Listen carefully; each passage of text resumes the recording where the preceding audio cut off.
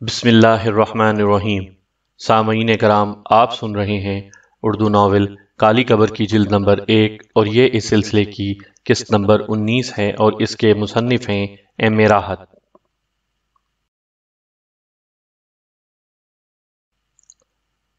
آپ اگر میرے چینل کہانی گھر پر نئے ہیں اور آپ نے ابھی تک میرا چینل کہانی گھر سبسکرائب نہیں کیا تو میرے چینل کو ابھی سبسکرائب کر لیجئے اور بیل آئیکن پر بھی کلک کر دیں تاکہ نئے آنے والی کہانی کی اطلاع بر وقت آپ تک پہنچ سکے۔ کلیم احمد بہت خوش تھا۔ وہ ان دنوں شبنم کا تعاقب کر رہا تھا، لیکن اس کی نگاہ ذہن پر بھی تھی۔ شبنم روز باہر ندیم کے کھیتوں پر چلی جاتی تھی۔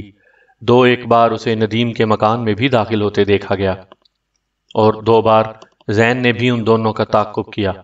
کلیم احمد سب کچھ دیکھ رہا تھا۔ یہ کام اس سے چھپ کر ایک دوسرے پروگرام کے تحت ہو رہا تھا، لیکن کلیم احمد نے اس سلسلے میں ایک اور پروگرام بھی ترتیب دے لیا تھا۔ یہ شہری لونڈا اگر میرے تجربے کو دھوکہ دے گیا تو میں خودکشی کر لوں گا، کلیم احمد نے دل میں فیصلہ کیا۔ شبنم حسب وعدہ زین سے نہ ملی تو وہ بے چین ہو گیا۔ اسے آنا چاہیے تھا، وہ کیوں نہیں آئی؟ سارے کام اس کی مرضی کے مطابق ہو رہے تھے، لیکن یہ ایک خامی کیوں رہ گئی؟ چنانچہ اس دن صبح ہی صبح شبنم کے مکان پر جا پہنچا۔ کلیم احمد نے دروازہ کھولا تھا۔ میں شبنم سے ملنے آیا ہوں۔ اوہ اچھا، بیٹھو، میں اسے اطلاع دے دیتا ہوں، کلیم احمد نے اس کی پذیرائی کرتے ہوئے کہا۔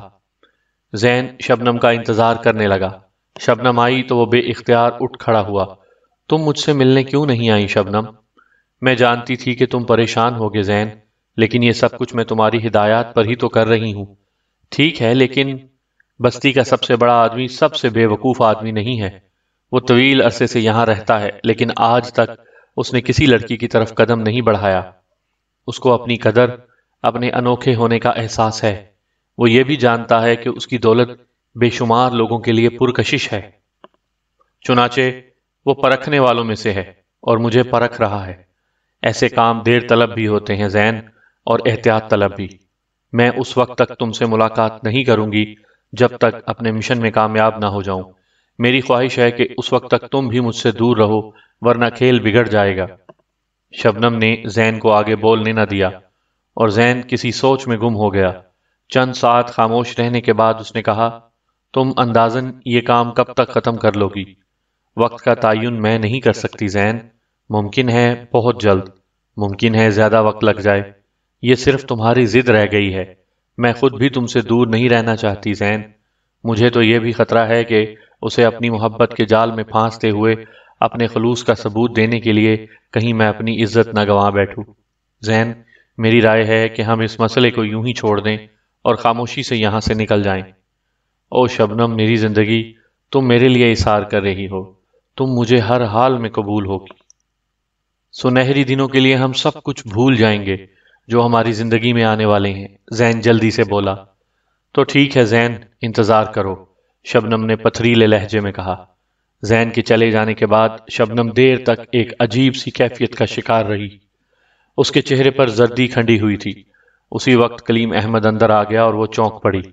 او کیا زین چلا گیا؟ تم نے اسے قہوے یا چائے کے لیے بھی نہیں پوچھا؟ وہ جلدی میں تھا، شبنم آہستہ سے بولی۔ کلیم احمد نے شانے ہلا دیے۔ وہ ایک نگاہ شبنم کو دیکھنا چاہتا تھا اور اس کی تجربے کار آنکھوں نے بہت کچھ دیکھ لیا تھا۔ ندیم نے اپنی مخصوص سراب مسکراہٹ سے اس کا استقبال کیا۔ اس کی آنکھوں میں محبت کی چمک لہرا رہی تھی۔ شبنم بھی مسکرا دی۔ میں تمہارا بہت وقت برباد کرتی ہوں ندیم، تمہاری زمینوں کو مجھ سے شکایت پیدا نہ ہو جائے، اس نے بیٹھتے ہوئے کہا۔ نہیں، میں اپنی زندگی میں اصولوں کا قائل ہوں۔ میری زمینوں میں بوائی ہو چکی ہے اور وقت پر ہوئی ہے۔ تمہارے لیے میں نے جو وقت نکالا ہے وہ صرف تمہاری ذات کے لیے ہے۔ میری ذات کا تمہاری زندگی میں کتنا دخل ہے ندیم؟ شبنم نے سنجیدگی سے پوچھا۔ میرے الفاظ کو میری صاف گوئی اور صاف دلی کے سوا کچھ نہ سمجھنا شبنم۔ میرا ماضی تم سے ہی نہیں، بستی کے کسی شخص سے پوشیدہ نہیں ہے۔ میرے نام کے ساتھ کوئی گھناؤنی داستان وابستہ نہیں ہے اور ہو بھی نہیں سکتی، کیونکہ ہمیں ایک ایسا مہربان ملا تھا جس نے ہماری زندگی میں گلزار کھلا دیے تھے۔ ہم اس کے بتائے ہوئے اصولوں پر زندگی بسر کرتے رہے، اور خدا کا احسان ہے کہ میں عزت کی نگاہ سے دیکھا جاتا ہوں شبنم۔ میں جوان ہوں، شکل و صورت جیسی بھی ہے میں اس سے شرمندہ نہیں ہوں۔ جوانی کے تقاضے میرے ذہن میں بھی ابھرتے ہیں، لیکن میں شاکر ہوں۔ ان تقاضوں کی جائز تکمیل کرنے والے والدین ہوتے ہیں، لیکن وہ میرے درمیان میں نہیں ہیں۔ بہت سے کام جو انہیں کرنے چاہیے تھے وہ مجھے میری زندگی میں خود کرنے ہوں گے۔ تم میری زندگی میں پہلے پھول کی مانند کھلی ہو۔ تم نے جو میری پذیرائی کی تو میں تمہیں چاہنے لگا۔ اس میں میرا کوئی قصور نہیں ہے۔ میری خواہش ہے کہ تم میری زندگی پوری طرح اپنے ہاتھ میں لے لو۔ میں اپنی ذات کے ایک ایک ذرے کو تمہارے حوالے کر کے سکون حاصل کروں، لیکن اس کے لیے میں اپنے ماضی، حال، مستقبل میں کوئی دھبا قبول نہیں کروں گا۔ اگر تم اجازت دو گی تو میں بستی کے بزرگ آفتاب صاحب کے پاس جا کر اپنی خواہش کا اظہار کروں گا، اور وہ تمہیں عزت سے تمہارے والدین سے میرے لیے مانگ لیں گے۔ تم مجھ سے مطمئن ہو ندیم؟ شبنم کا چہرہ سرخ ہو گیا۔ ہاں، تمہاری ذات میں حسن کے علاوہ بھی بے شمار خوبیاں ہیں جو مجھے تمہاری طرف مائل کرتی ہیں، لیکن اس کے باوجود تمہاری ذات کے سربستہ راز میرے لیے ابھی تک راز ہیں، شبنم نے کہا۔ ہاں، میری زندگی کی کچھ باتیں ابھی تک کسی دوسرے کو معلوم نہیں ہوئیں، مولوی فیضان علی بھی نہیں جانتے تھے، لیکن میں یہ باتیں تم سے نہیں چھپاؤں گا شبنم، بلکہ میری زندگی میں صرف تم محرم کی حیثیت سے آئی ہو، اور تمہارے بعد بھی کوئی میرا محرم نہ ہوگا۔ خود تمہارے ذہن میں میری ذات کا کون سا پہلو یا راز پوشیدہ ہے؟ تمہارا پراسرار خزانہ، شبنم نے کہا۔ اسے میرا خزانہ مت کہو شبنم، میں پورے اعتماد سے کہتا ہوں ہم نے آج تک اس میں سے خود کچھ نہیں لیا۔ ابتدا میں ہم نے اس خزانے کا جو حصہ خود استعمال کیا تھا، یعنی وہ مکان بنایا تھا اور زمین خریدی تھی، لیکن تھوڑے ہی عرصے بعد ہم نے وہ قرض خود پر سے اتار دیا۔ خزانہ ہمارا نہیں، ان ضرورت مندوں کی ملکیت ہے جو اپنی کسی ضرورت میں پھنس کر موت کے منہ میں چلے جاتے ہیں، تب یہ امانت ہم ان لوگوں کو دے دیتے ہیں۔ لیکن وہ خزانہ تمہارے پاس کہاں سے آیا؟ کاغلان کے نواح میں جا کر اسلم کے نام کا نعرہ لگا کر دیکھ لو، لوگ دہشت سے ساکت ہو جائیں گے۔ ڈاکو اسلم خان کاغلان کا زلزلہ کہلاتا تھا۔ اسے ڈاکو بنانے والے چند ظالم لوگ تھے، ورنہ وہ تو پشتوں سے ایک محنتی کسان تھا اور اپنی مختصر زمینوں سے اپنے لیے روزی حاصل کرتا تھا۔ لیکن جب اس کی روزی چھین لی گئی، جب ارباب اقتدار نے اس کی آبرو پر حملہ کیا تو وہ ڈاکو بن گیا، اور پھر اس نے خود پر ظلم کرنے والوں سے چن چن کر انتقام لیا، اور لوگ اسلم کے نام سے کانپنے لگے۔ اسلم کے پورے گھر کو پھونک دیا گیا تھا۔ اس جلتے ہوئے مکان سے صرف وہ مجھے اور میری ماں کو نکال سکا تھا۔ ہمیں ایک محفوظ مقام پر چھوڑ کر اس نے سینکڑوں مکان پھونک دیے، ہزاروں کو کلاش کر دیا۔ یہ ساری دولت انہی لوگوں کی ہے، لیکن میں اور میری ماں اس کی ان باتوں سے خوش نہیں تھے۔ اس کا انتقام پورا ہو چکا تھا، اب وہ کیوں لوگوں کو ستاتا ہے؟ میری ماں اس سے اکثر سوال کرتی، لیکن اسلم اب اچھا انسان نہیں بن سکتا تھا۔ اس کی بقا اسی میں تھی کہ وہ لوگوں کو دہشت زدہ رکھے۔ اگر لوگ اس کی دہشت کے اثر سے نکل جاتے تو پھر وہ اسلم کو اس کے پورے خاندان سمیت دفن کر دیتے۔ میری ماں کے مجبور کرنے پر اسلم نے نقل وطن فیصلہ کیا، اور پھر ایک رات ہم اپنی دولت خچروں پر لاد کر چل پڑے۔ راتوں رات ہم نے طویل سفر طے کیا۔ دوسرے دن صبح سے برف باری شروع ہو گئی۔ ہمارے پاس خزانے کے انبار تھے، لیکن ہم سردی سے بچنے کی کوئی سبیل نہیں کر سکتے تھے۔ برف کے طوفان نے ہمیں گھیر لیا۔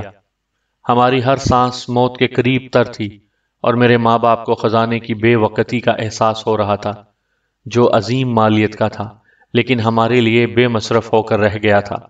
اور پھر اس وقت جب موت سے چند قدم دور تھے، ہمیں ایک روشن نقطہ نظر آیا۔ یہ اس بستی کی مسجد کے بلند مینار کا جلتا ہوا چراغ تھا، جس نے ہمیں زندگی کا پیغام دیا۔ ہم نے 3 انسانوں کو دیکھا جو جذبہ اخوت سے سرشار موسم کی شدت بھول کر ہماری مدد کے لیے دوڑ پڑے تھے۔ موسم پر اس تباہ کاری سے بے نیاز مولوی فیضان علی اور ان کے دونوں بیٹے ہمارے پاس آ گئے تھے، اور اس بات نے میرے باپ کی فطرت کو بدل دیا۔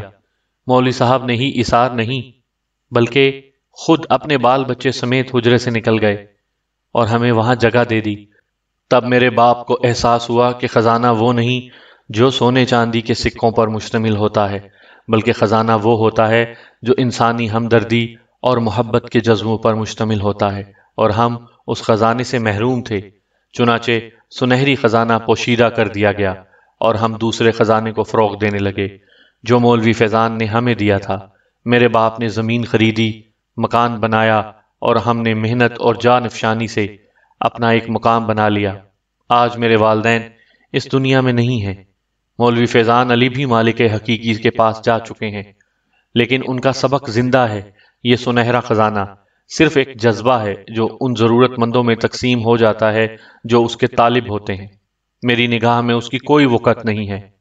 شبنم، خدا کی قسم، کسی ضرورت مند کو لے آؤ اور اس سے کہو کہ سونے کے یہ ڈھیر اٹھا کر لے جائے، مجھے ذرا بھی تردد نہیں ہوگا۔ ندیم کے لہجے میں حقارت تھی۔ شبنم کی پرسکوت نگاہیں اسے دیکھ رہی تھی۔ پھر اس نے کہا، ندیم، اگر کوئی ضرورت مند مجھے تم سے مانگے۔ ندیم عجیب سی نگاہوں سے اسے دیکھنے لگا، سوچتا رہا، پھر بولا، نہیں شبنم، میں انسان ہوں اور انسان کمزوریوں کا مرقع ہوتا ہے۔ میں تمہیں چاہنے لگا ہوں شبنم، تم میری زندگی میں اتنا بڑا مقام حاصل کر چکی ہو کہ تمہیں کھونے کے بعد میں اپنی سانسوں کا بوجھ برداشت نہیں کر سکوں گا۔ میں کسی ضرورت مند کے لیے یہ اثار نہیں کر سکتا۔ ندیم نے کہا، میری عزت و عظمت کی کیا قیمت ہے ندیم؟ شبنم نے عجیب سے لہجے میں پوچھا۔ ندیم کے بدن میں دوڑتا ہوا سارا لہو اس کے آگے بے وقت ہے۔ کیا تم خلوص دل سے یہ بات کہہ رہے ہو ندیم؟ ہاں شبنم، پورے اعتماد سے، پورے خلوص سے۔ ندیم کی آواز میں ٹھہراؤ تھا، عزم تھا۔ تب ندیم، آج میں تمہیں ایک کہانی سنانا چاہتی ہوں، شبنم نے سرسری آواز میں کہا، اور ندیم ہمتن گوش ہو گیا۔ زین نے وفور انبساط سے دونوں ہاتھ پھیلا دیے۔ اس نے شبنم کو آغوش میں لینے کی کوشش کی، لیکن شبنم پیچھے ہٹ گئی۔ نہیں زین، میں تمہارے نزدیک نہیں آؤں گی۔ میری اپنی بھی کوئی قدر و قیمت ہے، تم مجھے باعزت طور پر حاصل کرو۔ اوہ شبنم، شبنم تم نے وہ کام کیا ہے کہ بس میں کیا کہوں۔ شبنم تم نے میرے سارے خوابوں کی تکمیل کر دی ہے۔ اب دنیا ہمارے قدموں کے نیچے ہوگی۔ میں ساری دنیا دیکھوں گا، ساری دنیا۔ اور میں؟ شبنم نے پوچھا۔ ہاں، تم بھی میرے ساتھ ہوگی، بے شک تم میرے ساتھ ہوگی۔ تو شبنم، تم کب مجھے وہاں لے چلو گی؟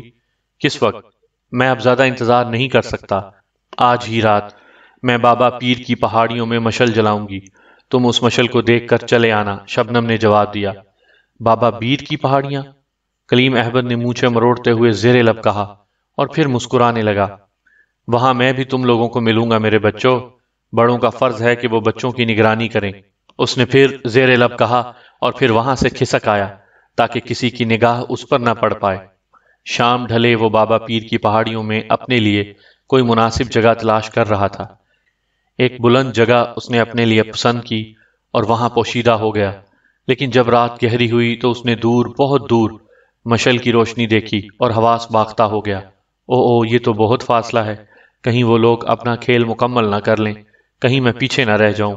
وہ بادل نخواستہ اپنی جگہ سے نکلا اور برق رفتاری سے راستہ طے کرنے لگا۔ مشل کی روشنی زین نے بھی دیکھی تھی۔ وہ دھڑکتے دل کے ساتھ روشنی کی سمت بڑھنے لگا۔ یہ روشنی اس کی تقدیر کا ستارہ تھی جو پوری آب و تاب سے چمک رہا تھا۔ اس کے بعد اس کی حیثیت ہی بدل جائے گی، وہ نہ جانے کیا بن جائے گا۔ اس کے قدم تیزی سے اٹھ رہے تھے اور تھوڑی ہی دیر میں وہ روشنی کے قریب پہنچ گیا۔ مشل شبنم کے ہاتھ میں تھی۔ وہ نزدیک پہنچا تو شبنم مسکرانے لگی۔ تمہیں کوئی دقت تو نہیں ہوئی زین؟ نہیں میری زندگی، میری روح، تم رہبر تھیں، دقت کیسے ہوتی؟ خزانہ کہاں ہے؟ زین نے بھینچی ہوئی آواز میں پوچھا۔ آؤ میرے ساتھ، شبنم نے کہا۔ وہ زین کو ساتھ لیے ہوئے ایک غار میں داخل ہو گئی۔ تاریک غار میں مشل کی روشنی ناکافی تھی۔ غار وسیع تھا، لیکن شبنم نپے تلے قدموں سے زین کو غار کے ایک کونے میں لے گئی اور پھر اس نے مشل نیچے جھکا دی۔ کافی بڑا چوبی صندوق کھلا ہوا تھا۔ اس کی نچلی سطح میں کافی اشرفیاں بھری ہوئی تھیں اور ان کے اوپر سونے کے بیش قیمت زیورات جگمگا رہے تھے۔ زین کا بدن ہولے ہولے کانپ رہا تھا۔ کافی دیر تک تو اس کی آواز ہی نہیں نکل سکی۔ پھر وہ بمشکل تمام بولا، میں نے اتنے بڑے خزانے کا تو تصور بھی نہیں کیا تھا۔ لیکن ہم اسے یہاں سے کس طرح لے جائیں گے شبنم؟ یہ سوچنا تمہارا کام ہے زین، شبنم نے جواب دیا۔ زین پریشان ہو گیا، لیکن ابھی وہ کوئی فیصلہ نہیں کر پایا تھا کہ غار کی دیوار میں ایک اور مشل روشن ہو گئی اور پھر اس مشل سے دوسری اور بہت سی مشلیں جگمگانے لگیں۔ یہ مشلیں غار کی دیواروں میں نصب تھیں اور ایک فولادی وجود بڑے اطمینان سے ان مشلوں کو روشن کر رہا تھا۔ زین نے اسے دیکھا اور اس کے ہاتھ پاؤں بے جان ہونے لگے۔ یہ ندیم تھا۔ آخری مشعل روشن کرنے کے بعد وہ پلٹا اور کسی سنگی ستون کی مانند زین کے سامنے کھڑا ہو گیا۔ مجھے پہچانتے ہو زین؟ اس خزانے کا رکھوالا ہوں۔ آگے بڑھ، مجھ سے جنگ کرو اور اس خزانے کو یہاں سے لے جاؤ۔ اس کی آواز گونجی اور زین کے پیروں کی جان نکل گئی۔ اس کا دل حلق میں آ رہا تھا۔ اگر مجھ سے جنگ نہیں کر سکتے تو ایک دوسری ترکیب بھی میرے ذہن میں ہے۔ تم شبنم کو چاہتے ہو، وہ بھی تم سے پیار کرتی ہے، لیکن شبنم میری بھی آرزو ہے۔ اگر تم اسے ہمیشہ کے لیے میرے حوالے کر دو تو… ندیم خاموش ہو گیا۔ زین کے بدن میں جیسے زندگی بھر گئی ہو۔ میں تیار ہوں، خدا کی قسم میں تیار ہوں۔ زین، تم یہ کیا کہہ رہے ہو؟ میں تمہیں چاہتی ہوں، میں تمہیں یہاں تک لائی ہوں، شبنم نے کہا، لیکن زین نے اس کی بات کا کوئی جواب نہیں دیا۔ وہ دوبارہ ندیم سے بولا، میں بالکل تیار ہوں، میں تیار ہوں ندیم، فیصلہ کرو۔ شبنم نے اپنی ہاتھ کی مشعل نیچے پھینک دی، آگے بڑھی اور پھر اس نے زین کے منہ پر تھوک دیا۔ ذلیل نوجوان، تو میرے بارے میں فیصلہ کرنے کا کیا حق رکھتا ہے؟ میں تیری کون لگتی ہوں؟ میرا اپنا وقار ہے، اپنا مقام ہے۔ میں اس مشعل سے تیرا منہ جھلسا دیتی، لیکن تیرا ایک احسان ہے مجھ پر۔ تو نے ہی مجھے ندیم تک آنے کی تحریک دلائی تھی۔ ندیم سے محبت کر کے، اس سے شادی کر کے، اس کے خزانے کو حاصل کرنے کا لالچ مجھے میرے چچا کلیم احمد نے بھی دیا تھا، لیکن میں نے سوچا کلیم احمد ایک لالچی انسان ہے، اور پھر میں تو اس کی بیٹی بھی نہیں ہوں۔ تاہم اس کے الفاظ سے میرا بھرم ٹوٹا تھا۔ میں نے پہلی بار سوچا کہ دولت مجھ سے زیادہ قیمتی شے ہے۔ میرا حسن، میرا پندار کوئی حیثیت نہیں رکھتا۔ لیکن میں نے اپنی اس شکست کو اس لیے برداشت کر لیا کہ یہ الفاظ ایک لالچی بوڑھے نے ادا کیے تھے۔ پھر میں نے تجھے آزمایا، اور جب تو نے بھی میری عزت اور عصمت کے عوض اس خزانے کو ترجیح دی تو میں ریزہ ریزہ ہو گئی۔ میں نے اپنا مضحکہ اڑا دیا، میں نے مرنے کی ٹھان لی۔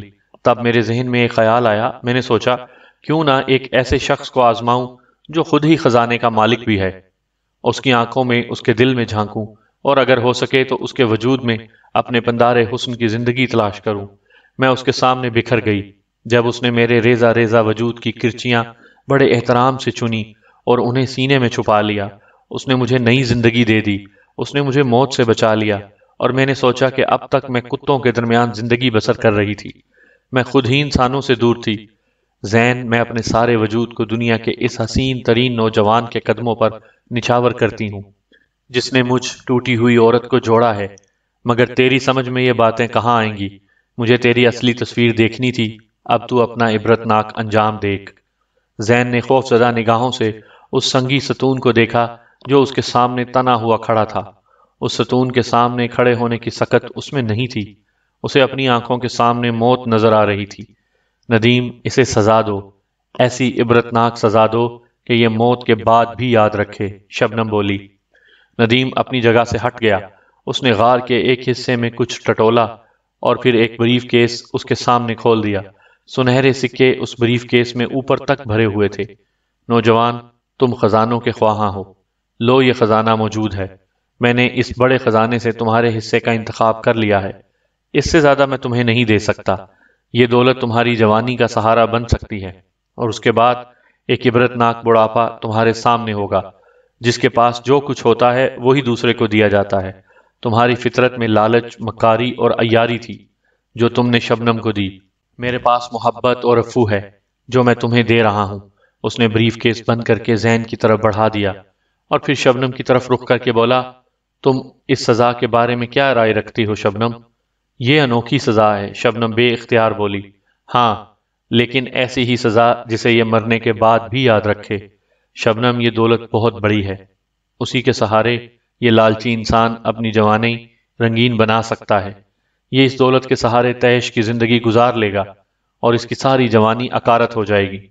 دولت کبھی کسی کا ساتھ نہیں دیتی، ایک دن یہ اس کے پاس ختم ہو جائے گی، لیکن اس کے قوا جس سہل پسندی کے عادی ہو چکے ہوں گے وہ ساری عمر اسے مار مار جلائیں گے، جلا جلا کر ماریں گے۔ انسان کے پاس اس کی سب سے بڑی دولت اس کے بازو اور اس کے بازو کی جد و جہد ہوتی ہے۔ میں نے اس کے بازو نکارہ کر دیے ہیں۔ جاؤ جوان، یہ بریف کیس یہاں سے لے کر چلے جاؤ، اور سنو، آئندہ اس علاقے میں اور بستی میں نظر نہیں آنا۔ یہ خزانہ چونکہ تمہاری نگاہوں میں آ چکا ہے، اس لیے اب یہ یہاں نہ ہوگا۔ جاؤ کہیں، شبنم کی توہین مجھ سے میری ریاضت نہ چھین لے۔ ندیم کی آواز غراہٹ میں بدل گئی۔ زین جیسے کسی کے سحر سے آزاد ہو گیا۔ اس نے بادل نخواستہ وزنی بریف کیس اٹھایا اور باہر چھلانگ لگا دی۔ تاروں کی چھاؤں میں وہ چھوٹی چھوٹی چٹانیں پھلانگتا ہوا دوڑ رہا تھا۔ اس کے قدموں کی آواز نے ہی پہاڑوں میں سرگرداں کلیم احمد کو اس کا نشان بتایا۔ اوہ! کلیم احمد کے حلق سے غراہٹ نکلی۔ تو یہ دولت لوٹ کر یہاں سے فرار نہیں ہو سکتا زین۔ میں نے بھی اسی کے حصول کے لیے بڑی جدوجہد کی ہے، میں بھی اسی کا طلبگار ہوں۔ اس کے ہاتھ میں دبے ہوئے پستول سے 2 گولیاں نکلیں اور زین کی چیخ پہاڑوں میں لہرا گئی۔ کلیم احمد دوڑتا ہوا اس کے سر پر پہنچ گیا اور پھر اس نے سنہرے سکوں سے بھرا ہوا بریف کیس اپنے قبضے میں کیا اور تاریکی میں بے تحاشا دوڑ لگانے لگا۔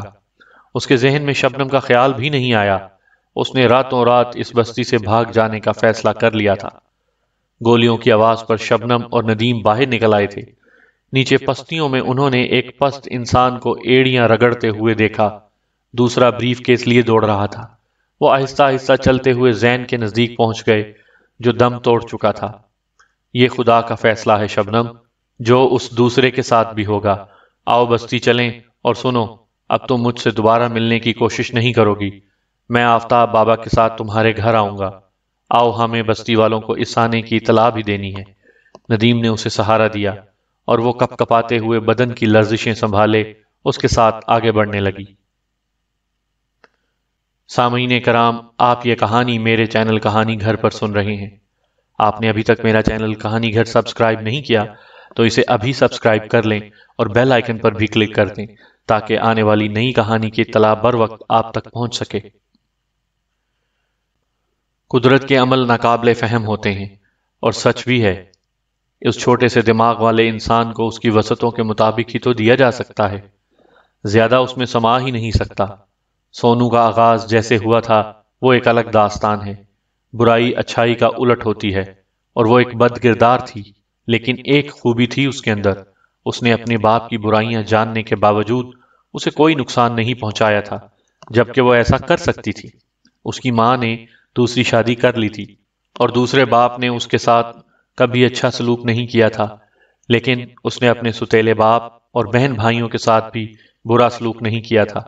شاید اس کی کوئی ادا قدرت کو پسند آ گئی تھی، جس کی وجہ سے اسے ایک کھلونا مل گیا تھا، اور اس کھلونے نے اسے خود میں لپیٹ کر جرم کی زندگی سے دور کر دیا تھا۔ پر اسرار ہیرے کے اندر دوسری کیا صفات تھیں، ان کا تجربہ کرنے کا موقع ہی نہیں ملا تھا۔ اپنی عمر کے خوابوں میں کھو گئی تھی۔ یہ خواب ایک نشہ آور کیفیت رکھتے تھے، اور وہ ان سے تھکنا نہیں چاہتی تھی۔ اس نے کسی اور پر اسرار داستان کی خواہش کی، اور قصر سنبل اس نئی داستان کا مرکز تھی۔ قصر سنبل کیا ہے؟ ایک بوسیدہ اور کہن سالہ عمارت، شاید 100 سال، شاید اس سے بھی زیادہ پرانی، جس سے داستانیں منسوب تھیں، ایسی داستانیں جو اس طرح کی عمارتوں سے منسوب ہوتی ہیں۔ قصر سنبل کی دیواریں بھوری تھیں اور ان میں جا بجا دراڑیں پڑی ہوئی تھیں۔ سارا صحن اونچی اونچی گھاس، جھاڑ جھنکار کی شکل اختیار کیے ہوئے تھا۔ کسی زمانے میں وہ ایک خوبصورت باغ ہوگا، لیکن اب وہ صرف ایک ویران باغ تھا، بدصورت اور بدنما۔ دائیں بائیں بلند قامت درخت ایستادہ تھے، جنہیں آکاش بیل نے جکڑ رکھا تھا۔ دائیں جانب دور افتاد کونے میں ایک نیم شکستہ چھپر کے اوپر انگور کی بیلیں بھی نظر آ رہی تھیں، لیکن سوکھی ہوئی۔ سونو نے دلچسپ نظروں سے اس پر اسرار ماحول کو دیکھا، پھر ایک مرسڈیز قصر سنبل کے سامنے آ کر رکی تھی۔ کار کا انجن بند ہوتے ہی ماحول گہرے سناٹے میں ڈوب گیا۔ کار کے اندر صرف 2 افراد تھے۔ ڈرائیونگ سیٹ پر ایک 20-22 سالہ خوش شکل اور صحت مند نوجوان بیٹھا تھا۔ اس کی گھنی مونچھیں کونوں سے خفیف سی اٹھی ہوئی تھیں۔ اس کے چہرے سے آسودگی اور امارت صاف واضح ہوتی تھی۔ اس کے ساتھ والی سیٹ پر ایک 16-17 سال کی دبلی پتلی اور خوبصورت لڑکی بیٹھی تھی۔ اس کی بڑی بڑی آنکھوں میں خوف کی ہلکی سی جھلک پائی جاتی تھی۔ اس کے رکھ رکھاؤ سے ظاہر ہوتا تھا کہ وہ کسی متوسط گھرانے سے تعلق رکھتی ہے۔ یہاں کتنی خاموشی ہے، اس نے حیرانی سے کہا۔ یہ کون سی جگہ ہے ظہیر؟ اس عظیم عمارت کو قصر سنبل کہتے ہیں، ظہیر نے کہا، اور دروازہ کھول کر باہر آ گیا۔ اسے تقریباً نصف صدی قبل میرے دادا جان نے خریدا تھا۔ دیکھ کیا رہی ہو؟ باہر آؤ۔ لیکن یہاں تو کوئی بھی نہیں ہے۔ اف، یہاں کتنی ویرانی ہے۔ ظہیر نے آگے بڑھ کر دروازہ کھولا اور بولا، تم نے خود ہی کہا تھا کہ کسی ایسی جگہ چلیں جہاں کوئی نہ ہو، اور تم سچ مچ ایسی جگہ پر لے آئے۔ لڑکی نے کہا اور کار سے باہر آ گئی۔ اس نے گلابی رنگ کی شلوار قمیض پہن رکھی تھی اور ہاتھ میں ایک چھوٹا سا پرس پکڑا ہوا تھا۔ جسم متناسب اور پرکشش تھا۔ وہ ارد گرد نظر دوڑاتی ہوئی بولی، کتنی عجیب بات ہے۔ کیا عجیب بات ہے؟ یہاں درخت اور پودے تو بے شمار ہیں، لیکن پرندہ ایک بھی نظر نہیں آیا، بلکہ جھینگروں کی آواز بھی نہیں آ رہی۔ تمہارا مشاہدہ کافی تیز ہے، ظہیر کار بند کرتا ہوا بولا۔ واقعی یہ کچھ عجیب سی بات معلوم ہوتی ہے۔ وہ پھر خود کلامی کے انداز میں بولا، اس کا مطلب یہ ہے کہ افواہوں میں کچھ نہ کچھ حقیقت ضرور ہے۔ کون سی افواہیں؟ کہ کچھ نہیں، کچھ نہیں، یوں ہی ایک بات منہ سے نکل گئی تھی۔ آؤ اندر چلیں۔ لیکن لڑکی اپنی جگہ سے نہیں ہلی۔ اس کے چہرے پر تشویش نمودار ہو گئی۔ سائے لمبے ہو رہے تھے اور سورج غروب ہونے کو تھا۔ گھنے درختوں کی وجہ سے عمارت کے اندر ابھی سے تاریکی پھیلنی شروع ہو گئی تھی۔ صفو، ظہیر نے قدری اونچی آواز میں کہا، کیا سوچنے لگی؟ تمہاری نیت تو ٹھیک ہے نا ظہیر؟ کیسی باتیں کر رہی ہو؟ ظہیر مکاری سے آنکھیں گھماتا ہوا بولا، میری نیت بالکل ٹھیک ہے۔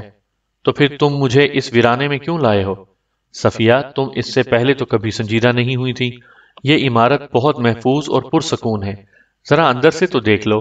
یہاں ہم بڑے آرام سے بیٹھ کر باتیں کر سکتے ہیں۔ میں نے پورے 2 دن لگا کر چند کمرے صاف کیے ہیں۔ ہم یہاں زیادہ دیر نہیں رکیں گے۔ دیکھو، میرے ساتھ کوئی بدتمیزی نہیں کرنا، ورنہ میں زندگی بھر معاف نہیں کروں گی۔ سچ پوچھو تو میں تمہیں ابھی تک نہیں سمجھ سکا۔ پہلے کبھی بدتمیزی کی ہے جو آج کروں گا؟ آؤ اندر چلیں۔ اس نے جیب سے چابی نکالی اور عمارت کے داخلی دروازے پر پڑے ہوئے بھاری قفل کو کھولنے لگا۔ اسی لمحے عقب میں پتوں کی چرچرانے کی آواز سنائی دی۔ دونوں نے ایک ساتھ پیچھے گھوم کر دیکھا۔ ایک معمر شخص جھاڑ جھنکار سے بھری روش پر چلتا ہوا ان کی طرف آ رہا تھا۔ اس کے چہرے پر چھوٹی سی داڑھی نظر آ رہی تھی، جس کے بال کچھ سفید تھے۔ عمر 55 برس کے لگ بھگ معلوم ہوتی تھی۔ صحت اچھی اور جسم مضبوط نظر آتا تھا۔ وضاقتہ سے کوئی ذمہ دار شخص معلوم ہوتا تھا۔ ظہیر نے تالا کھول کر ہاتھ میں پکڑ لیا اور استفہامیہ نظر سے نوارد کی طرف دیکھنے لگا۔ کیا بات ہے کرم علی؟ اس نے پوچھا۔ بوڑھا کرم علی صفیہ پر نظر ڈالتا ہوا بولا، کچھ نہیں چھوٹے سرکار، آپ کی کار دیکھی تو سلام کرنے آ گیا۔ آپ کتنی دیر یہاں ٹھہریں گے؟ کیوں، کیا بات ہے؟ ظہیر نے ترش لہجے میں پوچھا۔ اگر زیادہ دیر ٹھہرنے کا ارادہ ہو تو آپ کے لیے کچھ کھانے پینے کا بندوبست کر دوں؟ ہاں، خوب یاد دلایا، کھانے کا انتظام کر دو۔ یہ رکھ لو۔ جیب سے 100 روپے کا نوٹ نکال کر اس نے کرم علی کے ہاتھ پر رکھ دیا۔ صرف کھانے کا انتظام، پینے کا انتظام ہے ہمارے پاس۔ بہت بہتر سرکار، لیکن یہ پیسوں کی کیا ضرورت تھی؟ رکھ لو، ظہیر نے رعونت سے کہا، کام آ جائیں گے۔ کرم علی تامل کرتا ہوا بولا، سرکار ایک بات عرض کرنا چاہتا ہوں۔ کہو، کیا کہنا چاہتے ہو؟ ذرا اس طرف آئیں۔ وہ ظہیر کو ایک طرف لے گیا۔ صفیہ کی پیشانی پر شکنیں نمودار ہو گئیں، تاہم وہ خاموش کھڑی رہی۔ چھوٹے سرکار، کرم علی نے رازدارانہ لہجے میں کہا، برا نہ مانے تو ایک بات پوچھوں؟ جو کچھ پوچھنا ہو جلدی پوچھو، میرے پاس وقت نہیں ہے، اور دیکھو اپنی حیثیت میں رہ کر بات کرنا۔ میں آپ کا نمک خوار ہوں سرکار، کرم علی نے چالاکی سے کہا۔ حیثیت سے باہر کیسے جا سکتا ہوں؟ میں اس لڑکی کے بارے میں عرض کرنا چاہتا تھا۔ آپ کو اسے یہاں نہیں لانا چاہیے تھا۔ کیا مطلب ہے تمہارا؟ بڑے سرکار کا یہی حکم ہے۔ آپ کو یاد ہوگا کہ چند سال پہلے آپ کے بڑے بھائی اس عمارت میں مردہ پائے گئے تھے۔ ہاں، مجھے اچھی طرح یاد ہے کہ کسی نے ان کا گلا گھونٹ کر ہلاک کر دیا تھا۔ پولیس قاتل کا پتہ چلانے میں ناکام رہی تھی، اور بعض جاہلوں نے مشہور کر دیا تھا کہ یہ عمارت آسیب زدہ ہے، اور یہ کہ نصیر بھائی کی موت میں کسی بدروح کا ہاتھ تھا۔ یہ بات صحیح ہے چھوٹے سرکار، کرم علی نے کہا۔ اس واقعے کی ایک بات ایسی ہے جو میرے اور بڑے سرکار کے سوا کوئی نہیں جانتا، نہ پولیس اور نہ کوئی اور۔ ظہیر نے آنکھیں جھپکائیں۔ کون سی بات؟ تم نے وہ بات پولیس کو کیوں نہیں بتائی؟ بڑے سرکار نے منع کر دیا تھا۔ تم نے میرا تجسس بیدار کر دیا ہے۔ بتاؤ وہ کیا بات تھی؟ کرم علی صفیہ کی طرف دیکھتا ہوا بولا، جس رات نصیر میاں کی موت واقع ہوئی، اس رات ان کے ساتھ بھی ایسی ہی ایک لڑکی تھی۔ کون تھی وہ لڑکی؟ تم نے پولیس کو کیوں نہیں بتایا؟ ضرور اس لڑکی نے نصیر بھائی کا گلا گھونٹا ہوگا۔ نہیں، وہ لڑکی تو مکھی بھی نہیں مار سکتی، وہ تو خود بھی بے ہوش ہو گئی تھی۔ کیا؟ اس کا مطلب ہے کہ وہ قتل کی عینی گواہ تھی؟ اس نے یقیناً قاتل کو دیکھا ہوگا۔ شاید، لیکن اس کی باتوں سے پتہ چلتا تھا کہ قاتل اس دنیا کا باشندہ نہیں تھا۔ او میرے خدا، اس ملک سے توہم پرستی اور جہالت کب دور ہوگی؟ اگر وہ اس دنیا کا باشندہ نہیں تھا تو کون تھا؟ کہہ دو کہ کوئی بھٹکی ہوئی روح تھی۔ اس نے جو بات بتائی تھی اسے یاد کر کے آج بھی میرے رونگٹے کھڑے ہو جاتے ہیں، اس نے آتش دان میں جلنے والی آگ سے ایک بچے کو نکلتے دیکھا تھا۔ اسے دیکھ کر وہ سخت دہشت زدہ ہو گئی تھی اور فوراً ہی بے ہوش ہو گئی۔ اسے صرف اتنا یاد تھا کہ وہ بچہ آگ سے نکل کر نصیر میاں کی طرف بڑھا تھا۔ ناممکن، قطعی ناممکن۔ ایک ہی بات سمجھ میں آتی ہے، یا تو اس لڑکی نے خود نصیر بھائی کو قتل کیا ہوگا یا اس کے کسی ساتھی نے یہ حرکت کی ہوگی۔ بعد میں اس نے اپنی جان بچانے کے لیے من گھڑت قصہ سنا دیا۔ کیا تم نے ابا کو یہ بات بتائی تھی؟ کیوں نہیں، کرم علی نے کہا۔ بڑے سرکار رات ہی یہاں پہنچ گئے تھے۔ اس وقت وہ لڑکی میرے کوارٹر میں موجود تھی۔ انہوں نے خود اس کے ساتھ بات بھی کی تھی۔ جب لڑکی نے آگ سے نکلنے والے بچے کی تفصیل بتائی تو ان کا چہرہ سفید پڑ گیا، جیسے کسی نے ان کا سارا خون نچوڑ لیا ہو۔ انہوں نے میرے کندھے پر ہاتھ رکھ کر کہا، کرم علی، تم ہمارے وفادار ملازم ہو۔